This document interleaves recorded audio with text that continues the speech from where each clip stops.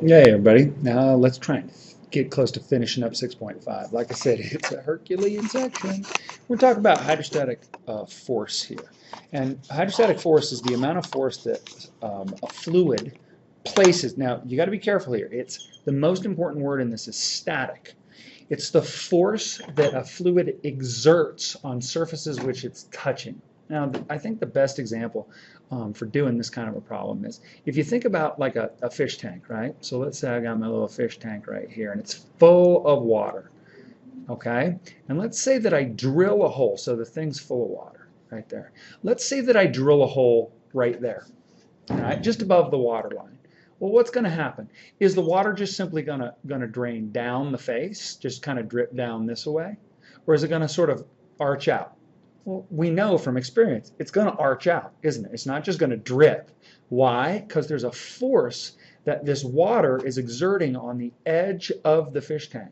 Now here's an even more poignant question, I think, is what if I drill the hole lower? What if I were to drill it right there? Well, what would happen? Well, it would arch out again, but it would arch out further. Why? Or farther, excuse me. Why? Because there's more force being exerted on this little slice, this little sliver. Ooh, you can already feel where this is going, can't you? On that little sliver of the fish tank than on that little sliver of the fish tank. Now, here's another question for you. Think about this. Doesn't matter how long the fish tank is. If the fish tank were a mile long, do you think that the water would squirt out farther, excuse me, or not as far, or the same? Well, the intuitive answer to that is, well, it would squirt out farther. Why? Well, because there's more water behind it. No, there isn't. Think about that. If it mattered how long the fish tank was, if you dove into the sea, you would be smashed flat as a pancake because there's a ton of water in all directions. In other words, the force is only exerted locally. It doesn't matter if this fish tank was a foot long, or excuse me, a meter long, 20 meters long, a kilometer long. The force that's exerted on you is exactly the same. Let me give you one more example just to sort of bring this whole point home. If you dive 10 feet into a pool and go to the bottom, what happens? Well, your ears hurt, right? You can feel it in your nose, you can feel it in your sinuses, and you can feel it in your ears, right? Well, is the amount of force being exerted on your head, which you feel as pressure, there's a pressure down there, isn't there? Is that any different than if you were to dive into Lake Tahoe, assuming it were the same temperature, et cetera, et cetera? No, it's exactly the same. I would still feel that pressure. I would feel it in all directions. That's how hydrostatic force works. It exerts in all directions. So if I were to take a plate, let's say we just take a piece of metal, and I were to submerge that piece of metal into the fish tank. Well, then that's a terrible drawing, sorry, you guys. Woof. If I were to submerge it into the fish tank, well, then the water would be exerting force in this direction and in this direction, right? On here, because it's the edge of the fish tank, well, the air on the outside isn't exerting any force. The water is. Now, why is this important? Well, it's hugely important because think about if you build a dam. If you build a dam, you're going to want whatever materials you're using to build that dam to be strong enough to withstand the force. Okay, so let's get into a couple problems. But first, let's just review. Remember, force equals mass times acceleration. Now, you will also sometimes see this as mass times gravity, right? Because it's the acceleration of gravity. I will interchange them, so don't worry about it. We also know that density is equal to mass per unit of volume. Now, this is going to get just a touch weird here, but don't sweat it. Which implies that mass is equal to density times volume, right? We use that back here in this problem, right here, this guy, right there. Which implies that force is equal to density times volume times acceleration, or you'll also see this written as density. That's a rho, by the way, not a p. Density times volume times the force of gravity. Okay, now doesn't this make sense? Think about density. Force is directly proportional to density, isn't it? Which makes sense. If I've got a bunch of concrete, wet concrete, sitting in this fish tank, it's going to exert a heck of a lot more force, on the end of the tank. There's no doubt about it. Something less dense, like gasoline, isn't going to exert as much force. Okay? So the question becomes, let's just take this guy, for example. Let's take a fish tank. That is, let's go 2 meters wide. We're going to keep this simple. We're going to go 2 meters wide and 1 meter deep. So this is 2 meters. And this is 1 meter. And I'm going to fill, let's say that it's filled to the brim, so it's got water all the way to the top. And what I want to be able to do is I want to be able to figure out how much force is being exerted on the end. So we're only, let's change colors so we see what's going on. We're only talking about the very end of the fish tank. Again, it doesn't matter, right? It's going to be exerted equally no matter where we put it. All right, but we're just concerned with the end because I want to build a fish tank that's not going to blow out and kill fish and potentially people that are looking at fish. All right, so we're going to use this equation. But the one little tricky thing is this volume idea. Volume, think about what volume is. Volume is in 3 dimensions, right? Volume is in 3 dimensions. So, and force, when we're done, we're going to get newtons, which the units on that are going to be kilograms per meter, whoa, try again, kilogram meter per second squared, right? Because it's mass times acceleration. So meters per second squared, right? Well, that doesn't scare us, right? Because density is going to be in terms of kilograms per meter cubed times meter cubed, because that's what volume is. Everything's got to be in terms of meters, or we got to do a little shucking and jiving. And then the acceleration of gravity is in meters per second squared. These guys cancel, and I end up with newtons. Sweet. So we got that part done. But this may be a part where you get a little, this can be a little bit confusing. What I'm going to do is, just like I did before, I am going to take a sliver of action, and I'm going to let the depth of this be, just like before, I'm going to let it be x sub I. Sorry that my handwriting is so small. It's going to be, so that's what I'm going to try and figure out, is I'm going to figure out the force on that ith sliver of action.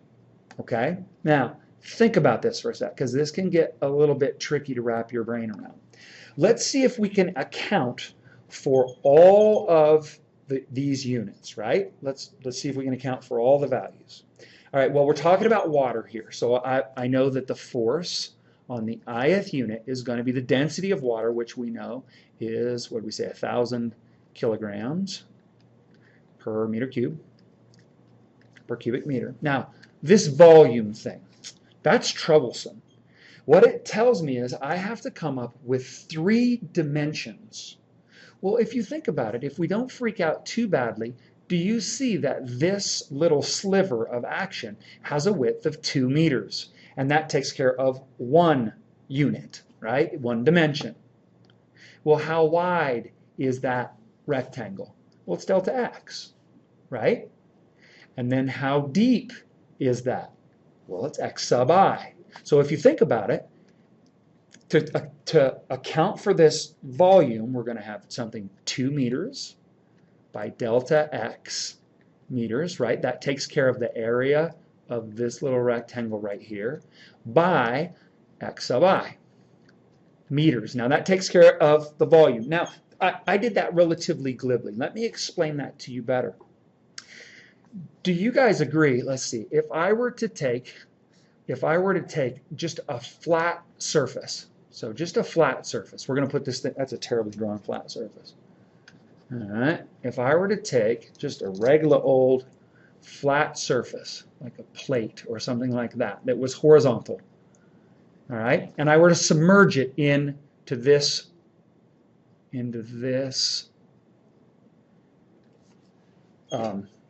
aquarium.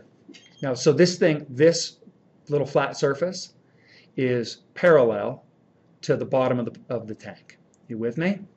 Now think about where there's force on this thing. There's force from below, there's force from above, and there's force from all the sides. This is assume it's not allowed to move. It's static.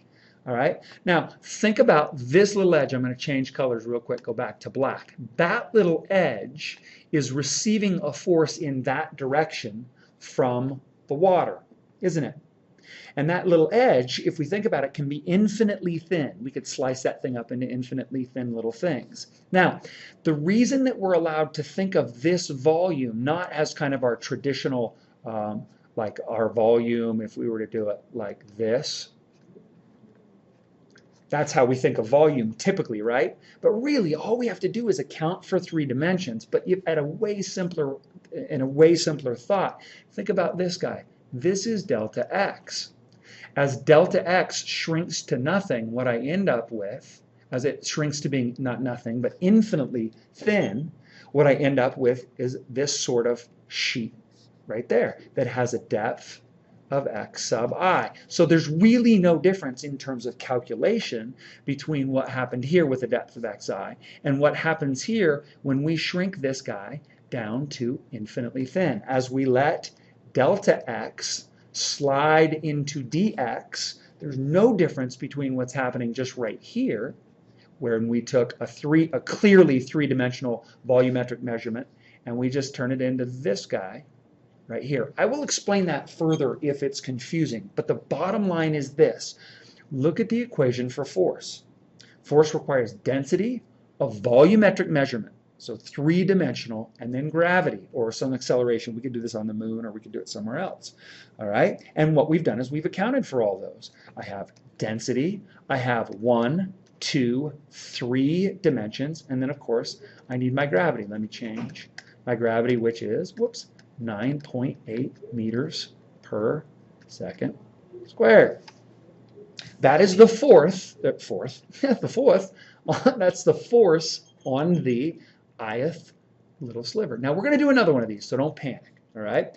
What I want to know though is what is the overall force? Well, yet again, where am I taking action from and to? Another way to think about this is if this depth right here is x sub I, where are my x's from and to? Well, that's easy, isn't it? It's the integral from 0 to 1, right? That's where I'm taking all these little slivers of action.